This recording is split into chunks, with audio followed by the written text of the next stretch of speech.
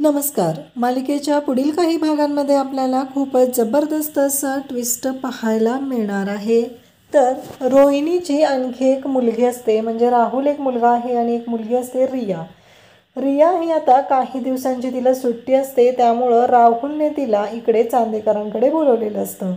रियाला रोहिणीसोबत राहणं अजिबात आवडत नसतं, कारण आपली फॅमिली तुटलेली आहे. ही गोष्ट फक्त मॉम तुझ्यामुळंच घडलेली आहे. आपली फॅमिली आपण डॅडसोबत एकत्र राहू शकत नाही असं रियाला वाटत असतं आणि या सगळ्याला जबाबदार फक्त आणि फक्त रोहिणी आहे असं रियाचं म्हणणं असतं. त्यामुळं रिया ही रोहिणीसोबत राहत नसते. तिला तिच्या वडिलांबरोबर राहणं योग्य वाटत असतं. तर आता रिया घरी आलेली आहे आणि रिया घरी आल्यानंतर रियाने जो काही गोंधळ घातलेला आहे त्यामुळं सर्वांच्या समोर कलाची इज्जत कशी वाढणार आहे, त्याचबरोबर कला सगळ्या चांदेकरांना एक गुड न्यूज देणार आहे. ती गुड न्यूज नक्की काय असणार आहे, चांदेकरांच्या समोर कोणत्या गोष्टीचा उलगडा होणार आहे आणि त्याचबरोबर सर्व चांदेकरांसमोर कलाची इज्जत कशी वाढणार आहे. अद्वैतला कलाची हात जोडून माफी मागावी लागणार आहे, कारण अद्वैत हे सगळं मनापासून करणार आहे. त्याची चूक झालेली तो मान्य करणार आहे. या सर्व गोष्टी नक्की कशामुळे होतात, या सगळ्याचा रियाशी काय संबंध आहे, हे आपल्याला या व्हिडिओमध्ये पाहायला मिळणार आहे. त्यासाठी हा व्हिडिओ शेवटपर्यंत पहा. तर इकडे रिया आलेली असते आणि रियाला खरं तर राहुलने कलाबद्दल त्याचबरोबर नैनाबद्दल सगळ्यांबद्दल सांगितलेलं असतं. कलाबद्दल तर असं सांगितलेलं असतं की ही कला खूपच आगाऊ आहे. एकतर ती गरीब घरातून, अगदी बिकारड्या घरातून आलेली आहे. तिची बहीण नैना आहे. त्याचबरोबर या दोघी बहिणी खूपच आगाऊ आहेत आणि नैना एक वेळ गप्प बसते, पण कला नाही. कला मात्र सगळ्या गोष्टीत नाखुपसत असते. आपल्या बिझनेसमध्ये पण ती एंटर करत आहे आणि ती माझ्या प्रत्येक गोष्टीमध्ये प्रॉब्लेम क्रिएट करत असते. त्यामुळं आता जेव्हा ती रिया जी आहे ती ही ज्वेलरी डिझायनिंगचं कॉलेज करत असते. तिचं ग्रॅज्युएशन चालू असतं. खरं तर रिया ही स्वतःला खूप शहाणी समजत असते. तिच्या लेखी कला आणि नैना म्हणजे यांना काडीचीही किंमत नाही असे असतात.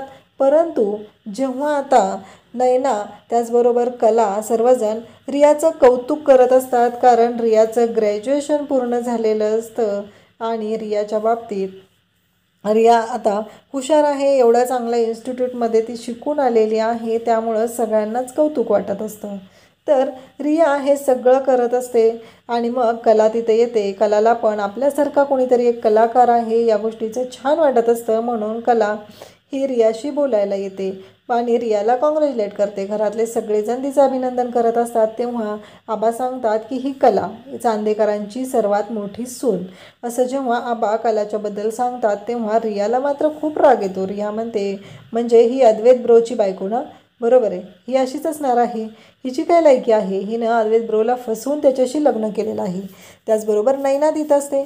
नैनाशी बोलताना पण रिया त्याच भाषेत बोलत असते. रिया म्हणत असते, ही नैना म्हणजे राहुल ब्रोला हिनेही फसवलेलं आहे आणि या दोघी बहिणी यांची आपल्या घरी नोकर म्हणून राहायची पण लायकी नाही आहे आणि ह्या आपल्या घरावरती राज्य करायचा विचार करत आहेत असं रिया बोलत असते. तेव्हा आबांना खूप राग येतो. आबा म्हणतात की रिया, तू आत्ता आलेली आहे, घरातल्या कोणत्याच गोष्टींबद्दल तुला काहीही माहिती नाही. त्यामुळं मी आत्ता काय सांगतोय ते लक्षात ठेवायचं आहे. घरामध्ये वातावरण अगदी खराब करण्याचा प्रयत्न करायचा नाही. या घरामध्ये जे काही चालू आहे ना ते सगळं व्यवस्थित चालू आहे. तू याच्यामध्ये प्रॉब्लेम क्रिएट करू नको. आणि आता कलाचा तर अपमानच केलेला असतो, त्यामुळं आबांनाही ही गोष्ट पटलेली नसते. त्यानंतर आपल्याला पाहायला मिळतं की आता कलाला आईचा फोन येतो आणि आईचा फोन आल्यानंतर कलाला एक गोष्ट कळते, ती म्हणजे की बाबांची तब्येत खूपच बिघडलेली आहे. कला म्हणते की बाबा मी येते, आपण हॉस्पिटलला जाऊया, डॉक्टरांना दाखवून घेऊया एकदा, म्हणजे नक्की काय झालेलं आहे ते कळन. असं म्हणत कला बाबांना बोलवायला जाते. तेव्हा बाबा म्हणत असतात की नाही ग कला, काही गरज नाही आहे कुठं जायची. पण कलाचं म्हणणं असतं की नाही बाबा, थोडा त्रास होतो तोपर्यंत दाखवून घेऊया ना, अंगावर काढायची काहीच गरज नाही असं बाबांना कला समजवते. आणि कला म्हणते की मी उद्याच येते, काय खर्च व्हायचा आहे ते होऊ द्या, एवढा विचार करायची काहीही गरज नाही, मी येते, मग आपण डॉक्टरांकडे जाऊया असं कलाने सांगितलेलं असतं. त्यामुळं आता बाबाही तयार झालेले असतात आणि मग कला म्हणत असते की ठीक आहे. आणि आता कला जेव्हा बाबांना घेऊन हॉस्पिटलमध्ये जाते तिथेच रियाही आलेली असते आणि रिया गायनॅक ह्या सेक्शनला गेलेली असते. तेव्हा कला म्हणते की असं रियाला काय झालेलं आहे, ती गायनॅक डिपार्टमेंटकडे का गेलेली आहे. कारण कला बाबांचे रिपोर्ट घेण्यासाठी थांबलेली असते आणि कलाच्या लक्षात येतं. त्यानंतर डॉक्टरांशी रिया बोलत असते. डॉक्टर म्हणत असतात की तुमचा रिपोर्ट पॉझिटिव्ह आलेला आहे आणि तुम्ही प्रेग्नंट आहात. जेव्हा डॉक्टर हे रियाला सांगत असतात तेव्हा कलाला धक्का बसतो. कला तिथंच थांबते आणि कला विचार करू लागते की हे सगळं काय झालेलं आहे. म्हणून कला तिथे थांबलेली असते आणि ती डॉक्टरांचं आणि रियाचं बोलणं ऐकते. तेव्हा रिया म्हणते की पण डॉक्टर मला ॲबॉर्शन करायचं आहे, मी अनमॅरिड आहे. डॉक्टर म्हणतात मग या सगळ्या गोष्टींचा विचार तुम्ही आधी करायला पाहिजे होता, कारण आत्ता तुम्ही रिस्क घेत आहात, तुमच्या लक्षात येतं आहे का हे सगळं, असं डॉक्टर बोलत असतात. तेव्हा रिया म्हणते पण डॉक्टर म्हणतात बघा तुमच्याकडे वेळ आहे, कारण तुमच्यासाठी खूप मोठी रिस्क होऊ शकते. तेव्हा कला तिथे येते आणि म्हणते काय झाले रिया. तेव्हा रिया म्हणते तू माझ्या कोणत्या गोष्टीत इंटरफेअर करू नकोस. तेव्हा कला म्हणते हे बघ रिया, मला काय कळलेलं आहे हे महत्त्वाचं नाही, पण आत्ता जे काय आहे त्या बाबतीत आपल्याला निर्णय घेणं गरजेचं आहे.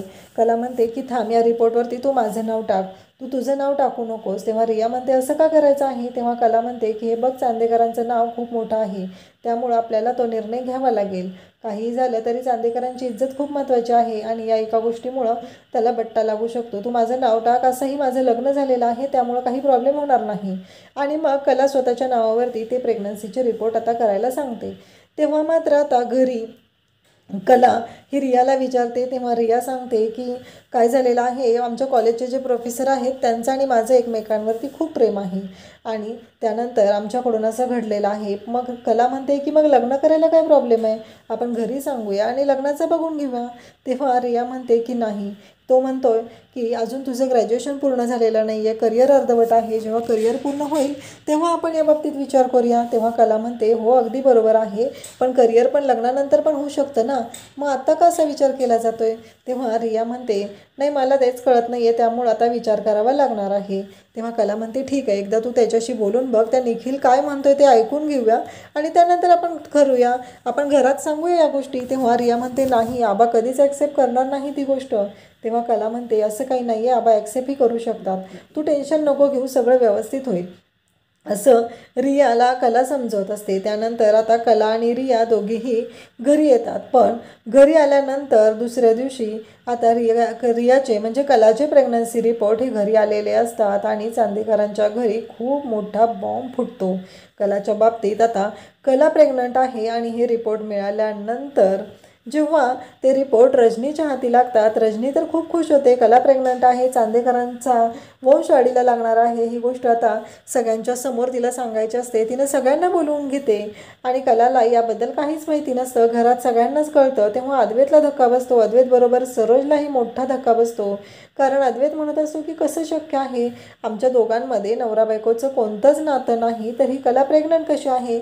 आणि या गोष्टीचा राग आलेला असतो तो म्हणजे सरोजला. सरोज म्हणते शक्यच नाही, माझ्या मुलावरती पूर्ण विश्वास आहे, मग ही कोणाचं पाप माझ्या मुलाच्या माथ्यावर मारत आहे, असा प्रश्न आता इकडे सरोज उभा करते. तेव्हा आबा म्हणतात सरोज काय बोलतेस तू, अद्वैत आणि कलाचं लग्न झालेलं आहे आणि तू तिच्याबद्दल असं काय बोलतेस.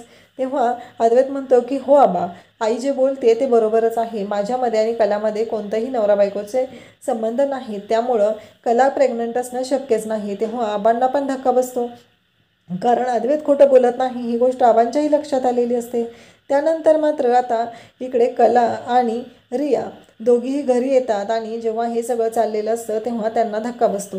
इकडे त्या दोघीजणी आता निखिलला भेटायला गेलेले असतात. निखिलने तर नकार दिलेला असतो, पण निखिल कोण आहे हे कलाला चांगलंच माहिती असतं आणि निखिलने कलाला त्याच्या बायकोसोबत मुलासोबत पाहिलेलं असतं, म्हणून तिने रियाला बोलवून घेतलेलं असतं आणि रियाला सांगितलेलं असतं की हे जे काय घडलेलं आहे ते बघ.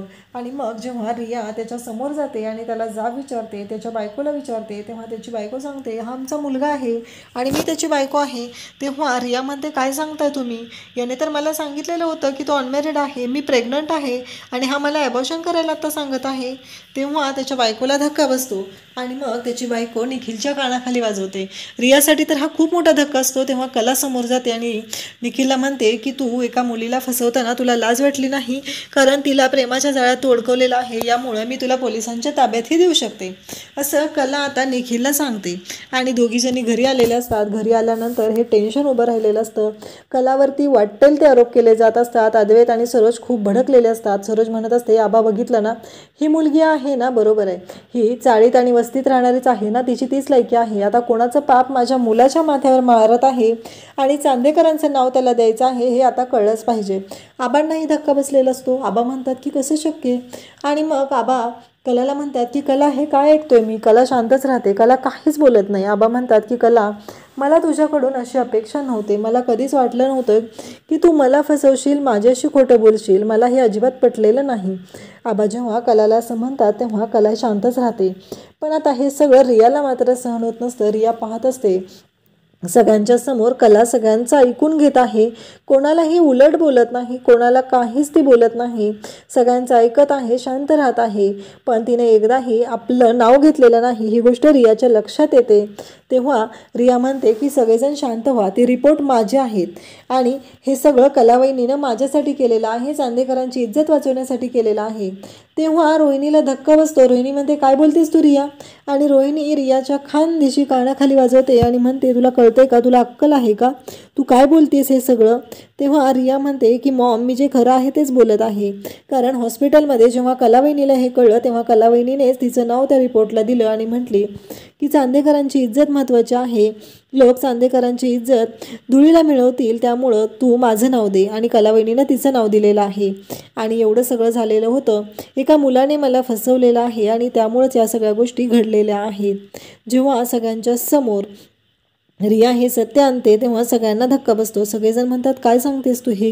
तेव्हा रिया म्हणते की हो, जे खरं आहे ते सांगत आहे. आमच्या कॉलेजचे प्रोफेसर होते आणि त्यांच्या आम्ही प्रेमात पडलेले होते आणि आमच्याकडून ही चूक घडली आणि आता मला आजच कळलेलं आहे की त्या माणसाने मला फसवलेलं आहे. त्याचं ऑलरेडी लग्न झालेलं आहे, त्याचा एक मुलगाही आहे आणि आता कलावहिनी माझ्या पाठीशी खंबीरपणे उभी राहिलेली आहे. तिच्यामुळंच आज मी तुम्हाला सर्वांना हे सर्व सांगू शकलेले आहे.